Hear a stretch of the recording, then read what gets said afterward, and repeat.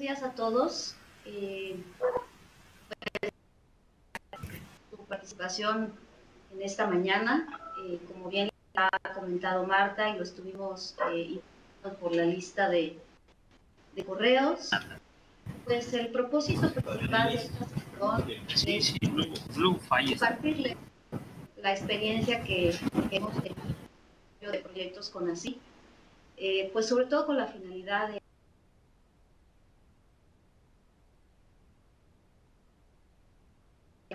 cada uno de los proyectos. Entonces, en esta sesión la vamos a tener comprendida por dos presentaciones. La primera la haré yo, en la cual les voy a hablar, pues más que todo de la parte de todo el proceso.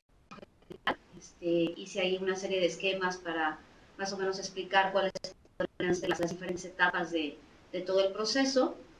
Y algunas recomendaciones, y después de mi intervención, si les parece bien, podríamos abrir unos 10 minutos para preguntas, y posteriormente le daría la palabra a Antonio Razo, que como saben es quien me apoya en toda la parte de desarrollo y soporte tecnológico de Remedy, y quien ha estado directamente involucrado no solo con mi proyecto, sino con varios proyectos de repositorios.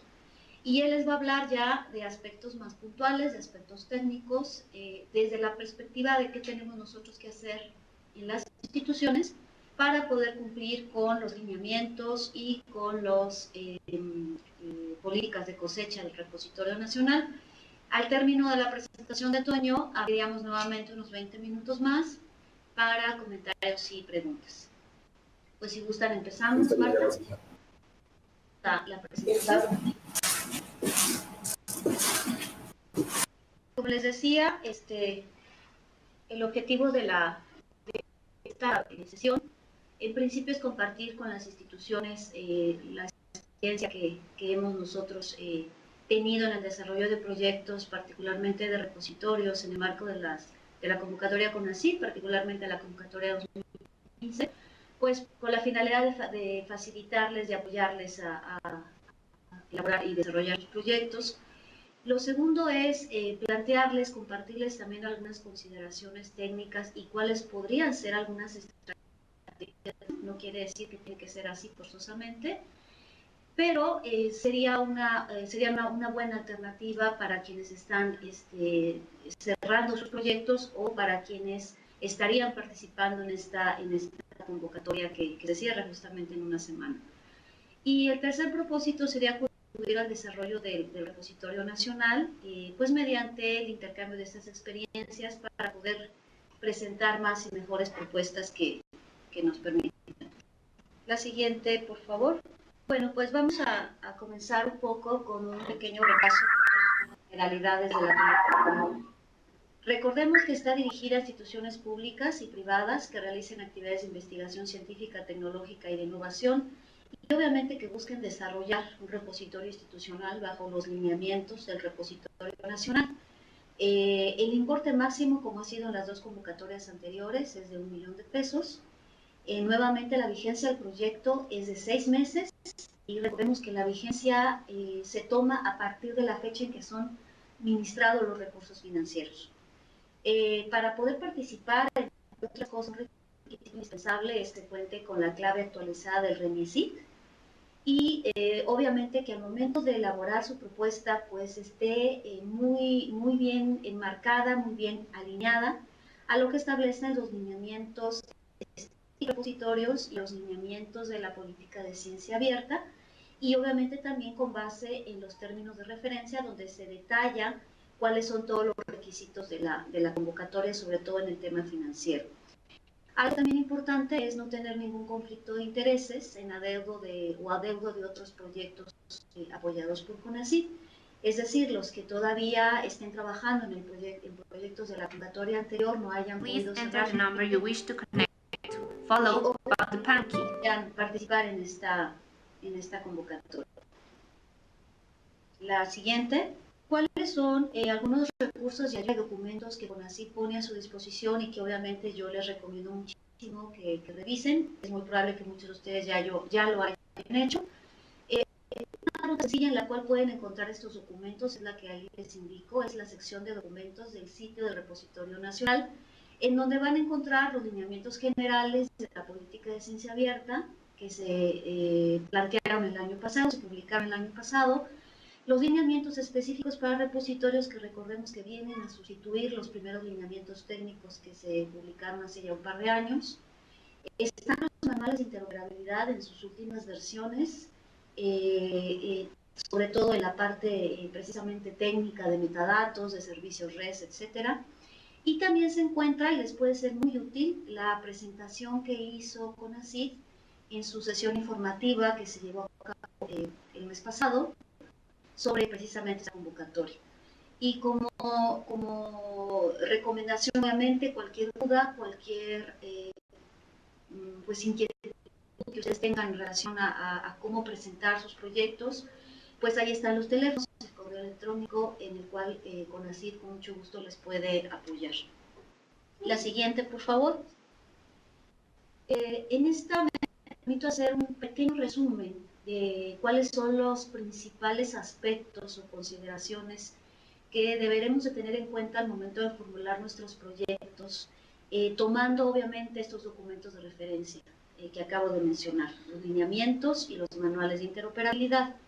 Recordemos que para el repositorio nacional les interesa particularmente solo la cosecha de 3 tipos de recursos: las publicaciones científicas arbitradas a texto completo, los productos de desarrollo tecnológico e innovación, como podrían ser bases de datos, y datos primarios de las investigaciones, los datos que están asociados a los proyectos y productos de investigación. Para cada uno de ellos existen requisitos que están claramente definidos en los lineamientos específicos de repositorios. En estos mismos lineamientos se menciona que CONACYT está encargado de crear los catálogos y los identificadores que serán utilizados tanto en los repositorios nacionales como en los repositorios institucionales. En este sentido, CONACYT tiene un conjunto de catálogos, son alrededor de 15 catálogos, entre 15 y 20 catálogos, los cuales nos dicen cómo debemos de describir cada uno de los metadatos a los que hace referencia estos catálogos, a los que hay que prestarle especial atención. Están los catálogos de área de conocimiento, catálogos de audiencia, catálogos de tipo de recursos y obviamente las formas como se pueden determinar los identificadores para los autores, que como lo menciono también en estos puntos, solamente son cuatro tipos de IDs, que son el CBU, que es, como saben, es la clave única que se le asigna a una persona que está desarrollando un proyecto o que está en el sistema nacional de investigadores o que beca en CONACYT, su CURP, el DNI para el caso de los extranjeros y el ORSI. También algo que deberemos considerar es la creación de un padrón de depositarios, es decir, quién o quiénes serán las personas o son las personas que tienen el atributo del autoarchivo o el depósito directo en el repositorio. La recomendación de utilizar licencias de Creative Commons para cada uno de los recursos que se depositen en el repositorio en su última versión. El uso de software de código abierto sigue siendo una recomendación muy importante dentro de estos lineamientos, ya sea DSP, ya sea Prince, ya sea la versión posterior de Fedora, etc. Estructuras de metadatos, trabajamos esencialmente con Dublin Core y el protocolo IPMH. Obviamente el uso de las directrices de interoperabilidad OpenID 3.0 para repositorios de literatura y la versión 2 para datos. Y por último, lo que ya había comentado, los tipos de identificador para autor que sí tenemos que considerar. Si en un registro no se tiene un ID para el autor, caso tesis, el autor y su asesor, ese registro, aunque cumpla con todos los demás metadatos, no va a ser cosechado por el repositorio nacional. Entonces esto es importante. La siguiente, por favor. Además de esto, como recomendaciones adicionales que podrían considerar mencionar en su propuesta, no necesariamente que forme parte de su proyecto, pero sí será importante que lo mencionen simplemente porque desde los lineamientos generales, técnicos y un poquito los específicos, se han venido contemplando estos aspectos que tienen que ver con el desarrollo y sostenibilidad de los repositorios. Primeramente, ¿cuáles son algunas de las acciones de difusión, de promoción que ustedes llevarían a cabo o llevan ya a cabo si tienen ya un repositorio? Y acciones de capacitación quizá para sus profesores. ¿Cuál es el proceso o estrategia que ustedes plantean para la interoperabilidad con el repositorio nacional? Esto sí es bien importante dejarlo claro en el proyecto. También mencionar una estrategia o una acción encaminada a la preservación digital de los recursos que están en el repositorio digital. Recordemos que esto es parte de los objetivos del repositorio nacional y que queda más que todo en manos de las propias instituciones. Entonces sí es importante considerar este aspecto, insisto, no necesariamente como parte del proyecto, pero sí que se muestre que se está considerando. También mencionar si cuentan con alguna normativa institucional o cuál sería el mecanismo que ustedes estarían utilizando para la correcta gestión de los derechos de autor y de la propiedad intelectual. Y por último, cuál es la política o la estrategia que ustedes siguen o estarían planteando dentro o en etapa posterior a su proyecto para el poblamiento sostenido de su repositorio. La siguiente, por favor. Entonces, todo el proceso desde que iniciamos con la formulación del proyecto hasta que lo concluimos con una carta de liberación, yo lo dividí en 6 etapas. Entonces, en la primera etapa, que es la etapa de la preparación de la documentación y de la captura en el sistema de fondos, ¿cuáles serían los primeros pasos? Bueno, lo primero es verificar que los CBUs de los 3 responsables, técnico, administrativo y legal para el proyecto, estén actualizados. Recordemos que CONACYT cambió su plataforma el año pasado y si alguno de estos CBUs está actualizado, simplemente no van a poder subir la propuesta al sistema. Y otro dato que comenté hace un momento es que verifiquen con la instancia correspondiente a su institución, normalmente es la Secretaría, División de Investigación, que la clave de RENESI de su institución esté debidamente vigente. Una vez que tienen esto ya verificado, lo segundo es establecer cuál va a ser el título de su propuesta, el alcance, en términos de qué es lo que estarían pensando o se estarían comprometiendo a lograr en términos generales, y el monto del proyecto que estarían solicitando. Esto para que, como mínimo, para ingresar al sistema y que con estos datos que ustedes capturen, puedan generar, el sistema les dé el número de solicitud. ¿Cuáles son los datos básicos que tienen que capturar para que el sistema les dé esta clave? Es el título, como ya lo dije, de la propuesta, la clave de RENESI, los CBUs de los 3 responsables y la vigencia, ¿sí? En los términos de referencia a la convocatoria en la sesión informativa de CONACYT se menciona que una fecha probable de inicio del proyecto podría ser el 1 de agosto. Entonces yo interpreto esto que sería a partir de ahí que estaríamos contando los 6 meses. Ya con estos datos ustedes podrían obtener el número de solicitud de su propuesta. La siguiente, por favor. Yo les recomiendo que ingresen estos datos para obtener el número de solicitud. Porque en algunos casos, al menos en mi institución, les decía que al menos en mi institución, para yo solicitar las cartas, que es este siguiente paso, gestionar la carta de postulación y la carta de responsables, que son parte de la documentación indispensable que se tiene que ingresar al momento de enviar la solicitud en el sistema de fondos de CONACYT, nos solicitan el número de proyecto, ¿sí? Entonces, sí es muy conveniente que primero generen el número de solicitud y quizá paralelamente en lo que ustedes gestionan las cartas, que nuevamente sería con su instancia responsable de la gestión de la investigación, ustedes podrían empezar a trabajar sobre su propuesta. Entonces, para estas cartas no existe un formato oficial por parte de CONACYT. En la sesión informativa ellos plantearon un par de formatos, pero son a manera de recomendación. En realidad, como lo indico aquí, Esas cartas deberán ser solicitadas a la instancia que en su institución corresponda, bajo el procedimiento y formato que su institución establezca, ¿sí? Nada más y cerciórense que tengan los datos mínimos que se detallan en los términos de referencia. Una vez que ustedes ya gestionaron estas cartas, también deben iniciar con el llenado del formato de censo diagnóstico. Este censo fue incorporado a partir de la convocatoria 2016. En mi caso, que estuve participando en la 2015, no se tenía este formato.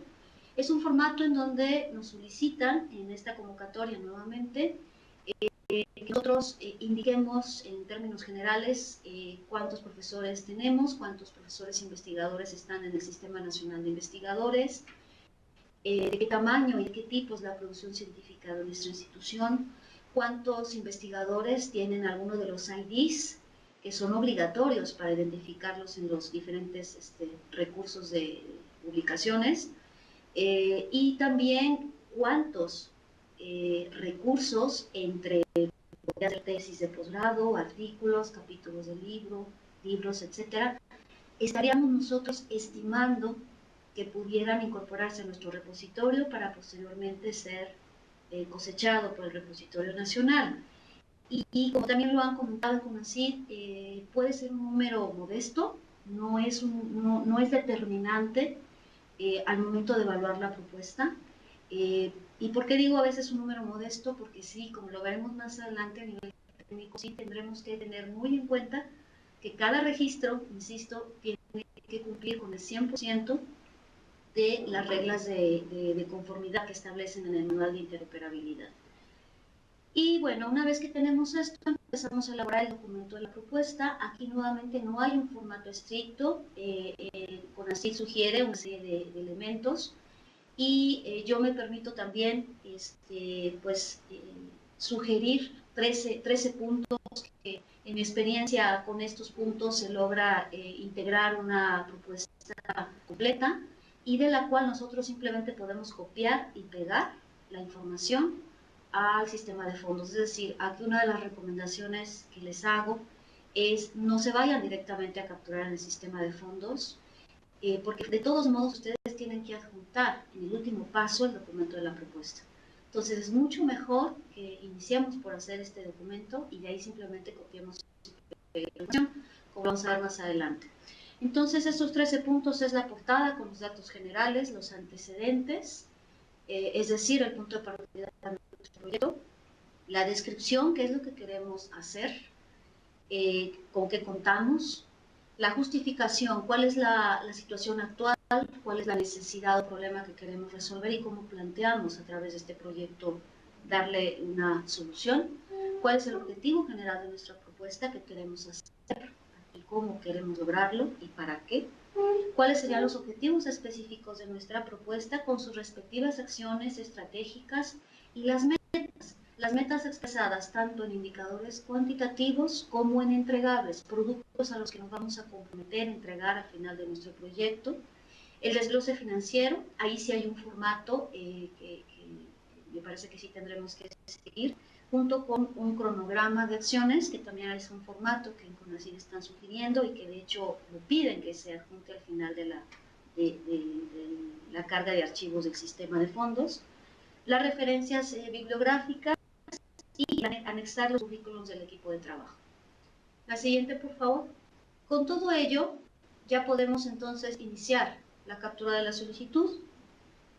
Aquí hice una pequeña equivalencia. Yo les hablaba de que, al menos en mi práctica, así lo he hecho. El sistema de fondos, pues la verdad es que no sé cuántos años tenga haciendo el mismo, pero al menos me ha tocado, no me ha tocado ver absolutamente ningún cambio. Entonces, yo particularmente lo que hago es que en la descripción de la propuesta, en la pestaña de pantalla general en el sistema de fondos, lo que hago es copiar y pegar un resumen, porque tiene obviamente un límite en cuanto al número de caracteres, de los antecedentes y la descripción del proyecto, donde yo determino el alcance y en qué consiste el proyecto. En la sección de justificación, un resumen de la justificación que establecí en el documento de la propuesta. Beneficios y resultados prácticamente es lo mismo que haya puesto en mi proyecto, en las metas, en la parte de indicadores, en la parte cualitativa, pero también nuevamente un resumen. Entonces es una manera en cómo fácilmente pueden copiar y pegar la información de su propuesta a las diferentes secciones en el sistema de fondos. La siguiente es esa, perfecto. El objetivo general, pues, pasaría a ser la descripción de la etapa 1. Ya nos vamos a la siguiente pestaña. No, la anterior, Marta, por favor. Esa, gracias. Entonces, en la siguiente pestaña, una vez que llenamos los datos de la pestaña que se llama pantalla general, en la siguiente pestaña, que es el cronograma y desglose financiero, pues del lado derecho están cada una de las secciones que nos va a pedir el sistema que llenemos, y la equivalencia al lado izquierdo de donde en nuestro documento estaríamos nosotros copiando la información. Entonces, en la descripción de la etapa 1, pues viene siendo el objetivo general de nuestra propuesta. El importe por etapa y el monto solicitado sería el monto total del proyecto. Aquí, a referencia de otras convocatorias, nos están solicitando que solamente hagamos una sola etapa, es decir, aparentemente un solo objetivo. Entonces, por eso aquí le pongo que importe por etapa y monto solicitado total sería prácticamente lo mismo. Los objetivos específicos vienen siendo la descripción de las etapas. Las metas del objetivo, indicadores cuantitativos, vienen siendo la descripción de las metas. Las acciones del objetivo meta se colocarían en la descripción y justificación de las actividades. Y por último, en la sección de productos de la etapa, vendrían siendo los entregables, ¿sí? Insisto, como lo comenté en un principio, no necesariamente tienen que llevar a cabo así el proceso de llenado. Simplemente yo les comparto cuál ha sido mi estrategia, que me ha resultado pues bastante óptima, porque me permite de una manera muy rápida llenar la información en el sistema. Finalmente, creo que lo importante es que sí tengamos claro qué es lo que nos pide el sistema en cada una de sus secciones, y en ese sentido creo que esta correlación con su propuesta les podría ayudar. También quiero aclarar que no necesariamente las metas cuantitativas van a corresponder a los entregables, ¿sí? Recuerden que los entregables es lo que finalmente se comprometen a entregar al final de su proyecto y sobre el cual va a ser evaluada el buen término en cuanto a el cumplimiento del convenio de asignación, en cuanto al cumplimiento en el informe final que ustedes entreguen, y que de ello también va a depender posteriormente la liberación de su proyecto. La siguiente, por favor. El siguiente paso es llenar el desglose financiero. Aquí yo les pongo, aparentemente son 3 formatitos, pero en realidad es prácticamente la misma información. Entonces, en el documento de la propuesta yo les pongo ahí un ejemplo de cómo es un formato estándar, muy sencillo, de cómo se puede llenar fácilmente, en este caso, los tipos de recursos que vamos a solicitar. Recordemos que en CONACYT hay 2 tipos de gasto. Gasto corriente, que se refiere a servicios profesionales externos, pasajes y viáticos, materiales y consumibles, entre otras cosas, y el gasto de inversión, que esencialmente es infraestructura tecnológica, equipo de cómputo, servidores, esencialmente. Entonces aquí lo que tenemos que hacer es clasificar el tipo de gasto, que si es de inversión o es gasto corriente. En el ejemplo que aquí expongo, estoy considerando un servidor, entonces un gasto de inversión, el rubro es equipo de cómputo, el servidor solamente uno. En la justificación digo para qué lo quiero: instalación y configuración de la plataforma software del repositorio, el costo unitario y el costo total. En el sistema de fondos, ¿cómo se los va a pedir capturarlo? Bueno, para empezar, el fondo, por defecto ustedes tienen que escoger, les va a dar entre 2 opciones: el fondo que están solicitando o el fondo, no recuerdo si le llaman concurrente, pero se refiere al fondo institucional. Entonces siempre van a escoger simplemente el fondo al cual ustedes están solicitando la propuesta. Al momento de seleccionar el tipo de gasto, les va a proporcionar esta clave. En el caso de inversiones, la clave es GIMBE. Al momento de seleccionar dentro del catálogo, una vez que ustedes que ya seleccionaron que es un gasto de inversión, para seleccionar el rubro les va a aparecer un catálogo. Entonces, en ese catálogo, ustedes seleccionan equipo de cómputo y van a ver que tiene la clave 202. Describe nuevamente en qué consiste la justificación, en este caso, como en el ejemplo, un servidor Dell para instalar la plataforma del repositorio y el importe. Entonces, así es como el sistema de fondos se los va a solicitar. Entonces, ustedes tienen un total de 6 requerimientos para su proyecto, pues es lo que ustedes irían ingresando en esta tabla. Y otro formato que es muy similar al anterior es un formato que aparentemente hay que adjuntar como parte de los archivos, como lo veremos más adelante, cuando ya van a enviar el proyecto en el sistema de fondos. Entonces, en este formato nuevamente aparece el origen, que es el fondo, el tipo, en el mismo ejemplo, que es un gasto de inversión, con esta clave, GIMBE, el rubro que viene siendo el 202, equipo de cómputo. En subconcepto, nosotros establecemos que es un servidor de RAG y en la justificación, nuevamente, para qué queremos ese servidor. ¿Cuál es la unidad? En este caso, ahí tiene un error porque es equipo, o sea, la unidad de equipo. Si ustedes hablan de capacitar personas, la unidad sería personas o cursos. El precio unitario, la cantidad del subtotal. Entonces, en realidad, lo importante es que ustedes pueden utilizar cualquiera de estos formatos. Finalmente, sí necesitan incluirlo dentro de su documento de la propuesta, necesitan capturarlo en el sistema de fondos y muy seguramente habrá que adjuntarlo, insisto, en los archivos al momento de enviar el proyecto. La siguiente, por favor. De estos documentos que yo les mencionaba ya como último paso para el envío a la solicitud, y que de hecho están desglosados tanto en los términos de referencia como en la sesión informativa que conocí yo el mes pasado. Bueno, es el censo de REATIX, lo tienen que adjuntar ahí, la carta oficial de postulación, la carta de responsables, el documento completo de la propuesta, el cronograma y desglose financiero, que les comenté hace un momento, que es el formato que les mostré hace rato, y los indicadores y etapas del proyecto. Ese es un formato que no les mostré, pero que se llena con la información misma del proyecto y también está dentro de este material que presentó Conacid el mes pasado. Entonces, ya una vez que ustedes adjuntaron estos documentos, atendiendo que deben ser en formato PDF y en el tamaño máximo que ahí se indica en el sistema, pues envían la solicitud y cierran la sesión. Aquí, para quienes no tengan mucha experiencia en el uso de este sistema de fondos, pues la verdad es que funciona mejor con Firefox. La verdad es que con Chrome a veces causa algunos problemitas. Por nada vayan a utilizar las barras de navegación de los navegadores, les puede generar ahí algún pequeño error. Siempre guarden cada vez que conforme vayan avanzando, siempre hay que guardar. De hecho, el mismo sistema no les permite avanzar si no guardan.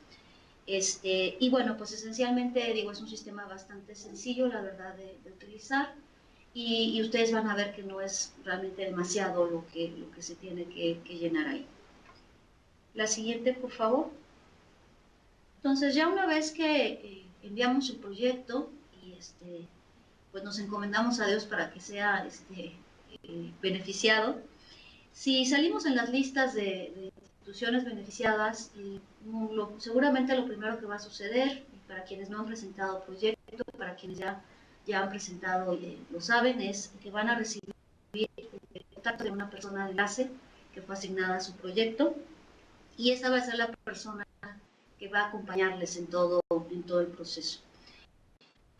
Si el proyecto fue aprobado con modificaciones o por un monto menor, esta misma persona les va a indicar la fecha y la forma en cómo tienen que hacer estos cambios y tienen que enviarlo nuevamente al sistema de fondos.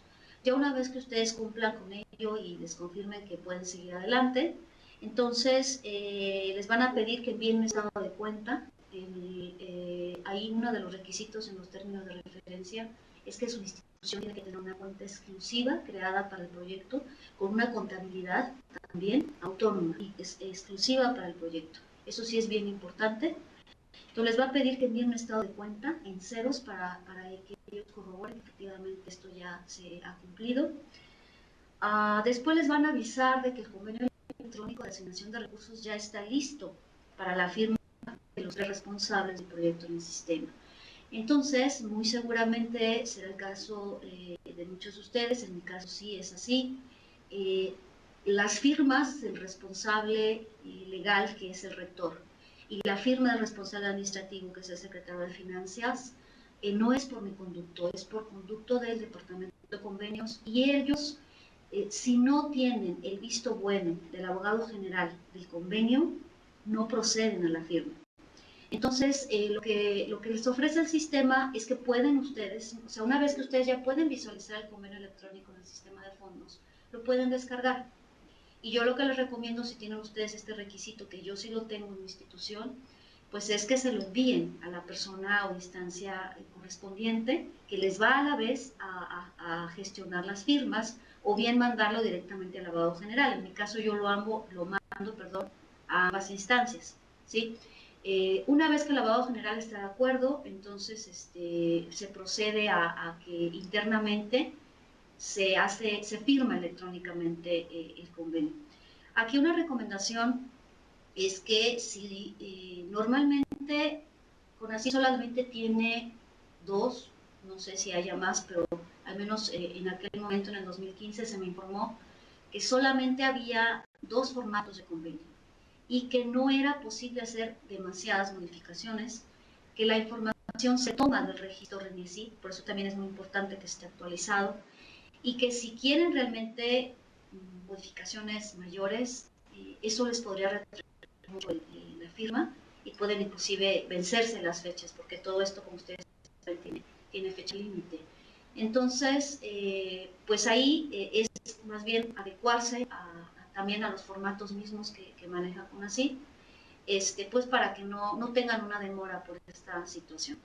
Entonces, ya una vez que logran que en su institución se firmaron ya los tres responsables, ustedes le avisan a su persona de enlace y ella a la vez hace internamente la gestión en CONACYT para que las autoridades correspondientes lo firmen. Una vez que lo firman, entonces les van a solicitar un envío de recibo institucional por la cantidad total que va a ser administrada a su institución.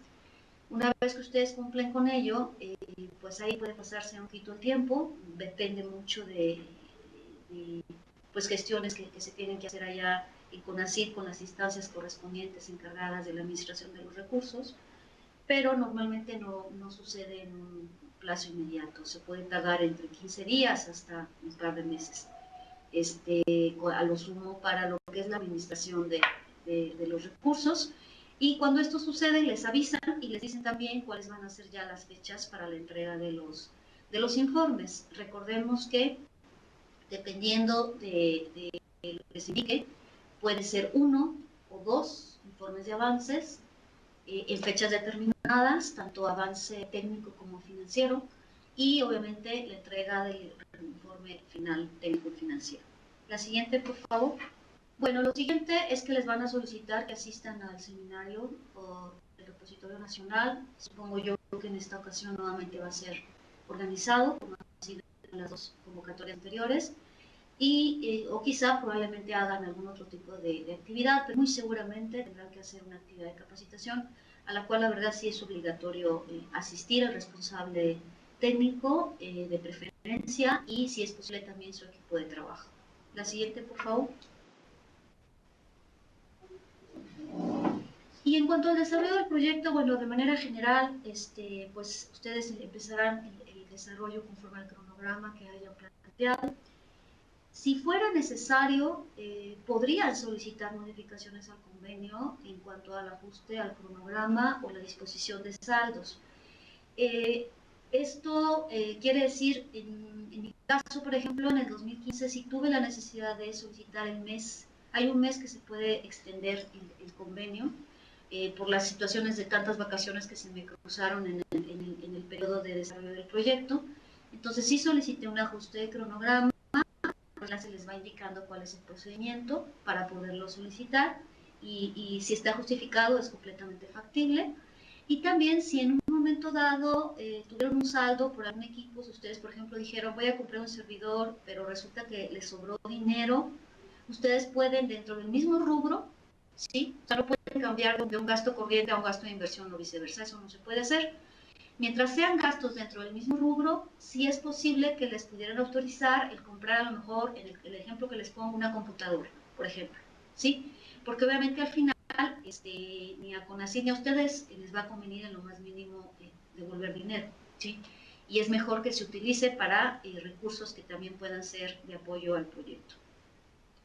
La elaboración de los informes de avance conforme a las fechas programadas y con mucho tiempo de anticipación su persona se les va a informar y les va a enviar el procedimiento y los formatos para elaborar los informes finales técnico-financiero. Ahí van a tener nuevamente que apoyarse en la parte financiera, pues con la instancia que les administre el proyecto. Sí, en mi caso es la Secretaría de Finanzas.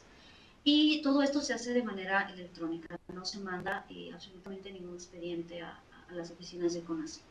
La siguiente, por favor. Bueno, entonces hasta aquí pareciera que todo pues estuvo muy bien. Sin embargo, en el caso de la convocatoria 2015, particularmente sobre mi caso, no quiere decir, insisto, que esto vaya a suceder en demás proyectos.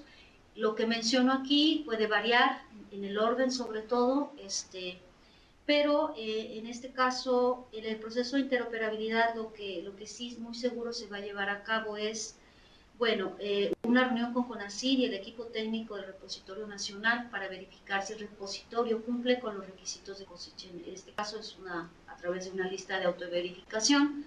Se revisa durante una reunión con el equipo técnico que es Infotec y las personas del equipo del repositorio nacional, para que vean cuáles son los puntos que en un momento dado todavía no se cumplirían o habría que trabajarlos un poco más. La solicitud de claves de acceso a los catálogos de autores e instituciones al CONACYT, sí, esto es fundamental porque para que ustedes puedan colocar el ID de sus autores o asesores o coautores necesitan consultar estos catálogos. Y ya una vez que recuperen estos IDs, pues los tienen que capturar en su repositorio, ¿sí? Asociándolo obviamente como está establecido en la sintaxis de las reglas de conformidad. Y ya una vez que tengan esto, solicitan, o bien el mismo equipo de CONACYT les va a solicitar las pruebas de interoperabilidad, la configuración de sus servicios REST, de acuerdo a lo que dice el manual de interoperabilidad, esencialmente lo que respecta a padrón de depositarios, estadísticas de descargas, estadísticas de visitas, eso lo vamos a ver con Toño más adelante ya de manera más puntual. Posteriormente, pues ya una vez que ustedes llevaron a cabo estas pruebas y que los resultados ya fueron favorables, que ya el equipo técnico de CONACYT les dijo, bueno, ya sus registros están cumpliendo con los requisitos, entonces ustedes tienen que mandar una carta, también hay un formato que en su momento les mandarían, donde ustedes autorizan la cosecha por parte del repositorio nacional. A partir de ahí van a estar recibiendo reportes de resultados de cosecha, o sea, el que sea el administrador del repositorio, que normalmente es el mismo responsable técnico, es el que va a estar recibiendo estos reportes de resultados de cosecha. Enseguida lo que hay que hacer pues, ya es el registro del repositorio en el formulario de preregistro. Es un formulario muy sencillo donde precisamente ustedes indican el URL del servidor de metadatos del cual va a ser cosechado su repositorio, los servicios REST que acabo de comentar hace un momento y los datos de quién es el responsable o administrador del repositorio. A partir de ahí van a empezar a recibir avisos de resultados de cosechas. Ya cuando se empieza a hacer el proceso, cosecha aparentemente se hace por paquetes, quizá ahora vaya a ser más ágil. Y ya una vez que se ha cumplido con todo esto, se emite por parte del equipo técnico un dictamen final de interoperabilidad y ya en un tiempo determinado, pues ya se podría en un momento dado ya recibir la constancia de liberación del proyecto. Entonces, en pocas palabras, para poder realmente tener esta constancia de liberación del proyecto, son dos requisitos fundamentales. El primero es haber cumplido en tiempo y forma con el 100% de los entregables, con el informe técnico final, el informe financiero final, que en el informe financiero no haya pues, situación de incumplimiento. Y lo segundo es que se haya completado este proceso de interoperabilidad al 100%, ¿sí? De lo contrario, no recibiríamos la liberación del proyecto. La siguiente, por favor. Entonces, con base en todo esto, les compartiré ya muy rápidamente, porque creo que ya me estoy extendiendo un poco más de lo previsto. Concretamente, cómo sucedió en el caso de mi proyecto, presentado en la primera convocatoria de 2015, el cual se tituló Desarrollo de un modelo de servicios para la consolidación del repositorio institucional Nínive de la Universidad Autónoma de San Luis Potosí. El periodo real de ejecución que inició a partir de la firma del convenio de asignación de recursos fue el 9 de agosto y finalizó, perdón, el 19 de agosto, y le falta uno, ¿no? 19 de agosto del 2016 y finalizó el 19 de mayo del 2017. Aquí hay un pequeño detalle importante. ¿Por qué 19 de agosto? A partir de esa fecha, esa fecha corre a partir de que se firma el convenio, pero en realidad los 6 meses corren a partir de que fueron ministrados los recursos. Es decir, en mi caso, como lo van a ver más adelante, los recursos llegaron, como lo menciono más adelante, creo que fue en octubre. Entonces realmente llegaron 2 meses después de que se había firmado el convenio. Insisto, eso fue mi caso, no necesariamente se va a llevar el mismo tiempo en el resto de los proyectos.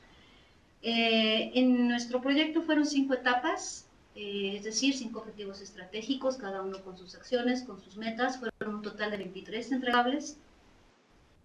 Se generó una colección de recursos científicos, tecnológicos y de innovación compuesto por 1050 tesis de posgrado que se depositaron en el repositorio institucional Nínive. Y como lo comento, pues el proyecto fue entregado en tiempo y forma, de acuerdo a lo establecido en la convocatoria, el convenio, los lineamientos que se habían publicado en noviembre del 2015 y las reglas de conformidad que se nos dieron a conocer en el seminario en agosto del 2016.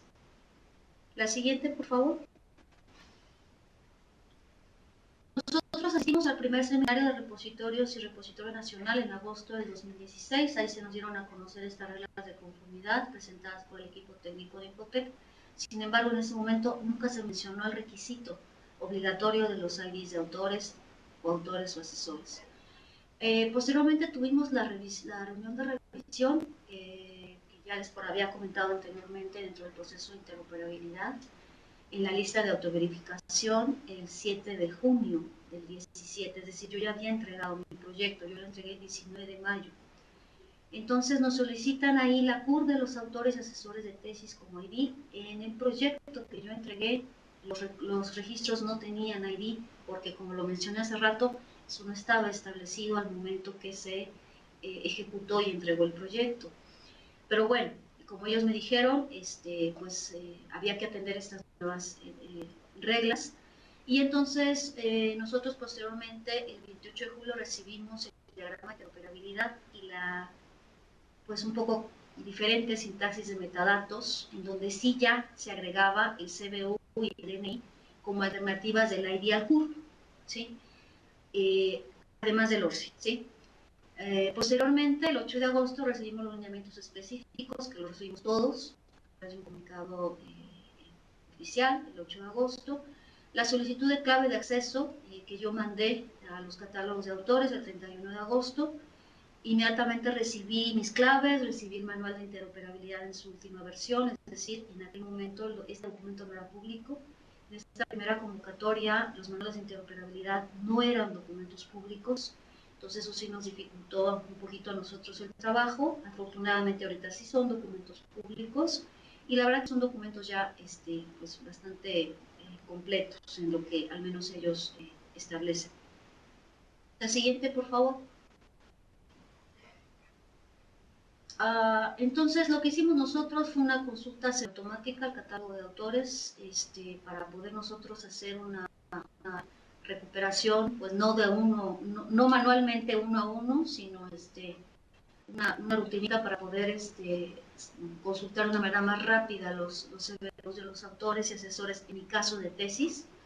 Y entonces, de las 1050 que habíamos nosotros entregado al momento del proyecto, pues nada más me quedaron 410 registros. ¿Por qué? Porque en el resto de los registros no encontramos en el catálogo de autores el CBU de los autores o asesores de tesis. Entonces, finalmente quedaron 410. Hicimos de los sitios de estadísticas del padrón de depositarios, conforme a lo que nos habían solicitado, y empezamos las pruebas de interoperabilidad del 29 de junio al 2 de octubre. ¿Cuáles son los resultados finales? De esos 410, se aceptaron 378 registros, que son los que actualmente están agregados en el repositorio nacional. Procedimos entonces a registrar el repositorio en 5 de septiembre. Iniciamos, a partir de ahí se empezaron las cosechas manuales, empecé a recibir notificaciones de que el repositorio Ninive estaba siendo cosechado. Y finalmente el 23 de octubre recibí el dictamen favorable de interoperabilidad, y hace unos días mi persona de enlace me confirmó que ya están por enviarme la constancia de liberación. Entonces, bueno, pues en mi caso, en nuestro proyecto, pues esta fue la experiencia. La siguiente, por favor, ya para finalizar. Bueno, ¿cuáles serían algunas recomendaciones adicionales que me permitiría hacer? Bueno, pues en esta ocasión, para esta convocatoria, y me parece que así sucedió también para la anterior, sí nos están ya solicitando que establezcamos un compromiso de cuántos recursos son los que estimamos podríamos depositar en nuestro repositorio para que sean cosechados por el repositorio nacional, ¿sí? Y entonces aquí yo sí les recomiendo, porque es algo que en mi caso para este nuevo proyecto, que también voy a participar en esta convocatoria, estoy estimando lo más real posible eh, del grueso que ustedes consideren entre tesis, artículos, libros, capítulos, según los tipos de documentos que ustedes tengan o consideren depositar en su repositorio. Sinceramente, que hagan un estimado lo más real posible de cuántos de ellos sí van ustedes a lograr conseguir el ID del autor y coautor, en el caso del artículo, o del autor y el asesor o asesores de tesis, en el caso de tesis de posgrado. Porque, insisto, si en un registro no están todos los identificadores completos, ese registro no es aceptado. Lo segundo, y seguramente ustedes lo saben, sí es muy importante contar con un equipo de trabajo que tenga al menos dos perfiles: el perfil técnico de ingeniería de sistemas en computación, el perfil de gestor de información, licenciado en bibliotecología o ciencias de la información, y muy probablemente requieran del apoyo de un especialista para el tema de interoperabilidad, en todo esto, los protocolos de OpenAIRE, etcétera. Obviamente contar con la infraestructura mínima de cómputo y conectividad, comprometerse a un proyecto si no se tiene la infraestructura mínima, pues sí sería la verdad muy arriesgado, porque no es mucho el tiempo que tenemos, son 6 meses. Y por eso mismo les recomiendo que en cuanto les confirmen que su proyecto ha sido aprobado, pues hay que empezar a trabajar, porque pues el tiempo se empieza a correr. Muy seguramente la administración de los recursos les va a llegar posterior. Insisto, puede tardarse desde 15 días hasta quizá 2 meses, como fue mi caso. Entonces, si se esperan a empezar a trabajar con el dinero, pues van a perder ya. En mi caso, si lo hubiera hecho, hubiera perdido 2 de 6 meses. Entonces, pues no es muy recomendable hacer eso.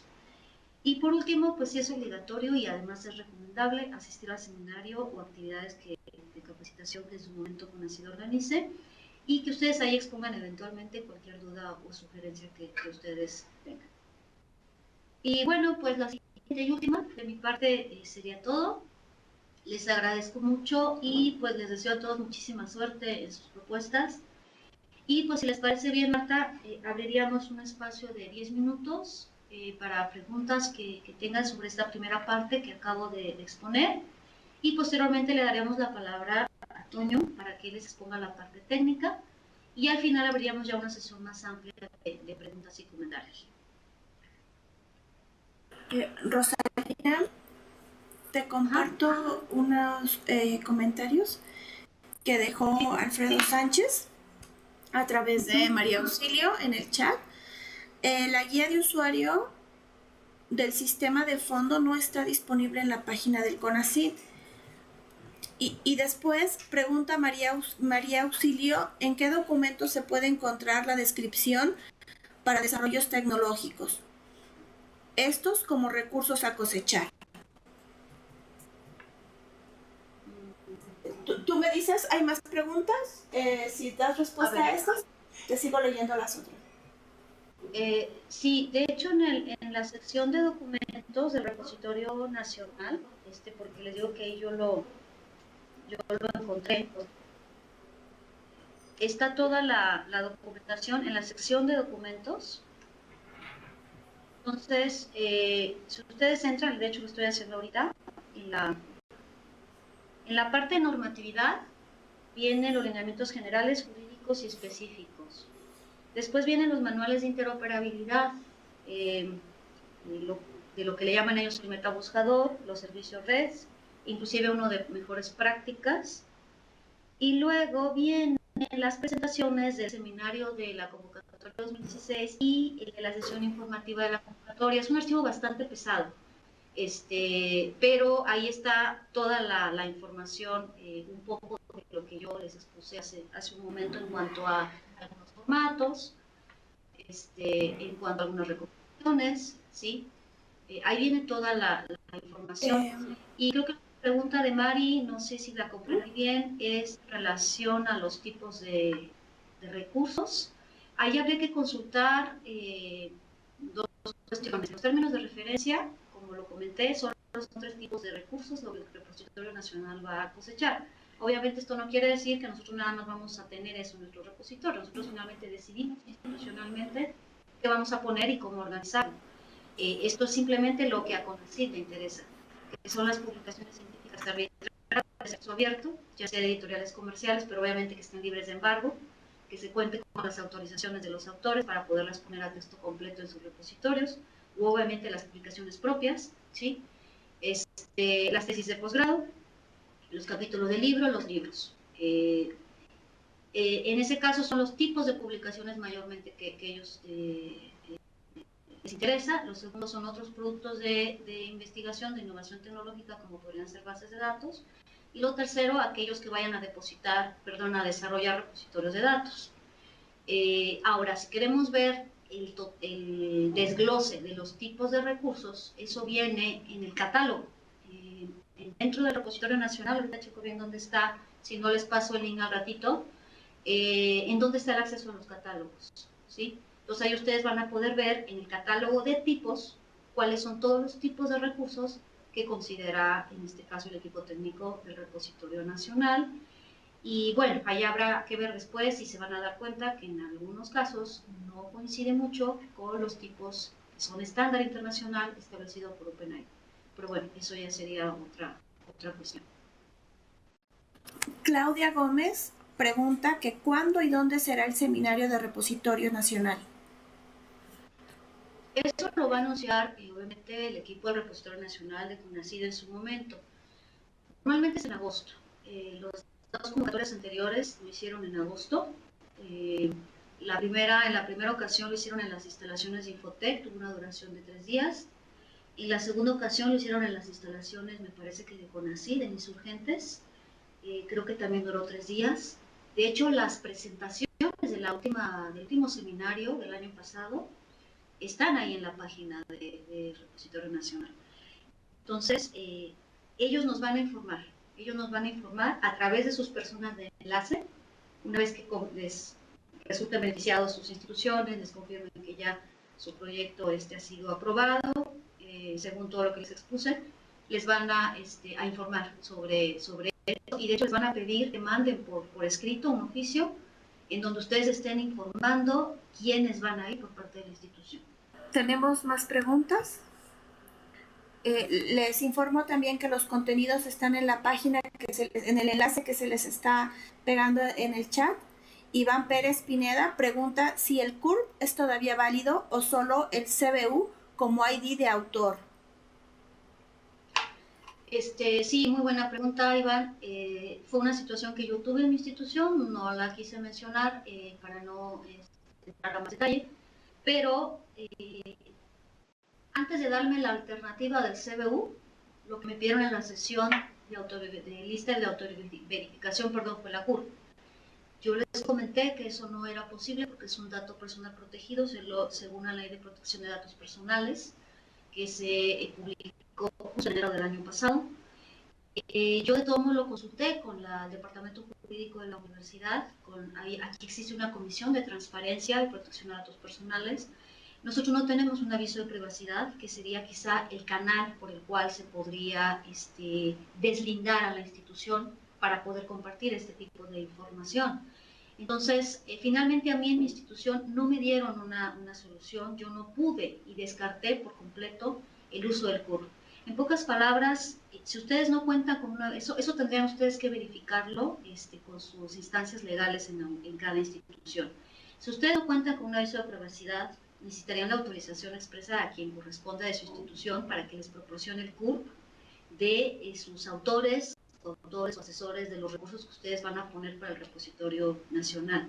En mi caso yo no lo conseguí, entonces cuando que otra opción era el CBU, pues esa fue la salida que yo encontré, ¿sí? Recuerden que ustedes tienen 4 tipos de ID. Pueden utilizar el CURP, pero con la salvedad que acabo de comentar, el CBU también con la salvedad de que no el 100% de sus autores van a tener un CBU, eso no va a ser así, ¿sí? En mi caso, como ustedes vieron, me quedé con menos de la mitad de los registros, ¿sí? El DNI solo aplica para extranjeros, entonces también nada más les va a cubrir pues, una parte a lo mejor pequeña de la población. Y el último es el ORCID, pero el ORCID se utiliza para profesores, para investigadores. No todos tienen ORCID, aunque muchas revistas ya lo solicitan, pues no puedes obligar a un investigador a que saque finalmente su ORCID ID y sobre todo que te lo dé. Si tú no tienes la autorización para usar su ORCID ID, tampoco te va a servir de muy poco. ¿Sí? Entonces, pues ese sería digamos, las consideraciones. Pedro Mendoza, de la Universidad Autónoma de Chihuahua, pregunta, ¿de qué tamaño fue el equipo de personas que colaboraron con el repositorio Ninive? Además de los especialistas en sistemas y bibliotecómonos, ¿hasta el personal de captura? Sí. Bueno, quizá dependería un poco de las etapas por las que ha pasado Ninive, porque cuando iniciamos Ninive ya hace algunos años, sí tuvimos un equipo de unos 8 becarios más o menos, porque en aquel momento no teníamos la disponibilidad de las tesis electrónicas. Entonces, estoy hablando de hace unos 4 o 5 años más o menos. Entonces, sí ocupamos becarios para digitalizar tesis. En los últimos años, obviamente, ya no hacemos eso. Entonces, aquí lo que hacemos es apoyarnos en los centros, unidades de información del sistema de bibliotecas, para que ellos nos ayuden a irnos facilitando una copia de la tesis electrónica que normalmente la mayoría de las entregan o deberían entregar. Entonces, como equipo base para el repositorio institucional Ninive, yo cuento con 2 personas. Es un ingeniero en sistemas computacionales, que es la persona que se encarga de toda la parte de la administración técnica. Hay otra persona que apoya en la parte del servidor, que se encarga de otros servicios de la biblioteca virtual, pero otra de las funciones que tiene es la parte de los servidores. Es decir, podría hacerlo la misma persona, en mi caso no. O sea, yo tengo una persona que dentro de sus funciones administra el servidor en el cual está Ninive, y hay otra persona que dentro de sus funciones, porque no se dedica nada más a eso, administra la parte tecnológica de Ninive. Y luego tengo una persona, ahorita son 2, hasta hace poco era solo una, ahorita pude reforzar un poco mi equipo de trabajo por el proyecto de CRIS que estamos trabajando también desde el año pasado. pero es una licenciada en Ciencias de la Información y ella es la que está como responsable de la gestión. Pero aquí, nuevamente, en los flujos de trabajo que nosotros hemos diseñado para NINIVE, sí nos estamos apoyando en el personal del sistema de bibliotecas para que eventualmente nos ayuden a hacer el depósito de las tesis electrónicas, porque si lo concentramos en una sola persona, pues sí sería, no sería eficiente, ¿sí? El autoarchivo solo lo estamos contemplando para ciertos tipos de recursos y para los investigadores y profesores esencialmente. Pero eso es debido al flujo de trabajo, insisto, que nosotros tenemos aquí establecido. Entonces, como equipo base, ahorita son 3 personas. Alejandro Llamas, de Lute León, comenta, si nuestra institución no cuenta con investigadores registrados y la producción editorial de la institución es únicamente por medio de una revista, ¿tendremos posibilidad de ser beneficiados? Bueno, si su institución no tiene dentro de sus funciones sustantivas la investigación y no cuenta, por ende, con una planta, puede ser muy pequeña, de investigadores, sí tendría quizá un poquito menos probabilidades, ¿sí? Eso por una parte. Por otra, su revista que menciona que tiene, si es una revista de índole científica y por ende está entonces generando publicación científica, podría ser factible, ¿sí? Pero sí creo que lo más importante, como lo mencioné al principio, es que la institución tenga una clave de RENIECIT, ¿sí? Pueden ser 2 investigadores, pueden ser 3, pueden ser 5, y si nada más tiene una revista y tiene publicaciones, eventualmente lo puede hacer, pero ahí sí quizá va a batallar un poquito para llenar el censo, porque en el censo sí les piden varios indicadores en ese sentido.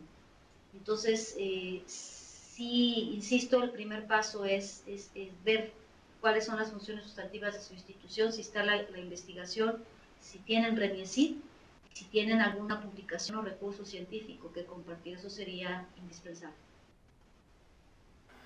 Martín Tena Espinosa, de la Universidad de Guadalajara. ¿Existe por parte del CONACYT un dictamen de evaluación de cada propuesta presentada?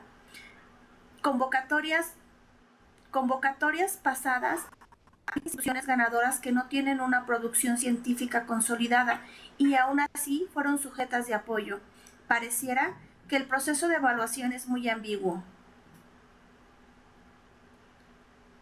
Sí, ahí no les podría responder mucho, porque obviamente eso tiene ya que ver estrictamente con los lineamientos y procesos de evaluación que lleva a cabo el CONACYT. Entonces, eventualmente yo tengo conocimiento de que cualquier institución que haya presentado una propuesta y no haya sido apoyada, sí reciben una retroalimentación, reciben no sé si de manera oficial o simplemente sea un correo electrónico, pero sí reciben una notificación de que no fue aprobado y por qué no fue aprobado. El otro caso que menciona, instituciones que no tenían aparentemente producción científica y sin embargo fueron beneficiadas, y la verdad es que desconocería, porque finalmente los criterios de evaluación son los mismos. CONACYT tiene un sistema y tiene un padrón de evaluadores nacional. Entonces, pues ahí los criterios son exactamente los mismos, el procedimiento es exactamente el mismo y la asignación que se hace a los respectivos evaluadores, tengo entendido que también es de una forma pues, muy transparente. Entonces, en ese sentido, no tendría mucho más que comentar. Pedro Mendoza, de la Universidad Autónoma de Chihuahua. ¿Existe alguna recomendación en términos de porcentaje asignado al presupuesto para gasto de inversión, el gasto corriente en pago de asesorías, por mencionar 2 rubros? Sí, esa parte viene mencionada en los términos de referencia. En gasto de corriente, particularmente para servicios profesionales externos, es decir, para pagar capacitaciones, consultorías, asesorías a un tercero, el porcentaje máximo es del 30%. ¿sí? Del proyecto. Si ustedes piden un millón, no pueden pedir más de 300,000 pesos, ya con IVA incluido, con impuestos incluidos, para ello, ¿sí? Y dentro de ese rubro de servicios profesionales externos, el gasto corriente, ¿sí? En el fondo, a la parte de inversión, pues pueden ustedes dedicar inclusive el otro 70%, pero bueno, no es recomendable. Normalmente se hace entre un 50 y un 60 en gasto de inversión, aproximadamente entre un 10 y un 15 en gasto corriente, entre pasajes y viáticos, entre materiales, consumibles, y entre un 25% a lo sumo en servicios profesionales externos o pago a terceros. Más o menos ese es los porcentajes. Omar pregunta, Marta, no, perdón. tenemos... No sé si... ¿Cuántas? ¿Dos? Ok, para dejarle a Antonio. Omar pregunta cómo es el proceso para obtener la clave Reinicid, y Flora Cornejo si la convocatoria es anual. Bueno, de lo primero, Reinicid, eso se maneja, yo ahí lo que le recomendaría es que lo verificara en su institución, en la instancia encargada o responsable de la investigación, llámese secretaría, división, etcétera, porque dentro de sus funciones está precisamente el registro y actualización de CONACYT. En la página de CONACYT, pero la verdad no sé en este momento en qué parte específicamente, debe estar publicada quiénes pudieran ser, qué perfil, digámoslo así, podrían ser las instituciones u organismos que podrían solicitar su clave, cuáles son los requisitos y cuál es el procedimiento. Entonces yo ahí sería mi recomendación, mirar hacia CONACYT y mirar hacia el interior de su institución, quien lleve a cabo la gestión de la investigación. Y de los segundos, si me recuerdas la pregunta, Marta, please. Claro, sí, la convocatoria es anual. Sí. Hasta ahora sí, la verdad es que debido a que hay cambio de gobierno federal este año, no sabemos si nuevamente se abra esta convocatoria en los mismos términos para el próximo año, pero hasta ahorita sí, ha sido anual, se abre normalmente a mediados de diciembre, fue diciembre de 2015, diciembre de 2016, diciembre de 2017, entonces podríamos esperar que en diciembre de este año se volviera a abrir la siguiente. Y si les parece, Marta, le damos la palabra a Toño. ¿Sí? Sí, gracias. De hecho ahorita llegaron varias preguntas. ¿Les parece que te las comparta por correo y ya tú les das respuesta a la lista de distribución? Nada más comentar que Dago Salas, de la Universidad Autónoma de Nuevo León, él comenta que lo hicieron por ORCID. Okay. Lo de el registro, que para no batallar con el CBU, decidieron hacerlo por ORCID. Perfecto. Entonces, bueno, a las demás personas que nos están dejando ahorita bastantes preguntas por el chat, las copiamos y se las pasamos a Rosalina. Antonio Razo, me parece que ya estás conectado. Sí, hola, buenas tardes. ¿Sí me escuchan? Adelante, Toño. Muy bien, pues nuevamente nos van a estar apoyando ahí Marta con la presentación. La pueden encontrar de todas maneras en el sitio de la videoconferencia. La idea es platicarles muy rápidamente aspectos pues, ya técnicos, ¿no? y ya en la práctica cómo se han resuelto algunos proyectos. Aquí pueden encontrar toda información de contacto. Si me ven, bueno, yo preferiría que vieran la presentación, si la pueden descargar para no estar al pendiente de los cambios, sería mejor, ¿no? Yo soy coordinador técnico de Remedy, hay muchos, nos hemos conocido por las reuniones de CUDI, ahora nos vemos de forma virtual. Ahorita estoy en la Universidad de las Américas, colaborando en esta convocatoria de CONACYT, en el proyecto del repositorio. Y bueno, mi experiencia anterior, y aquí la está mostrando, las siguientes diapositivas.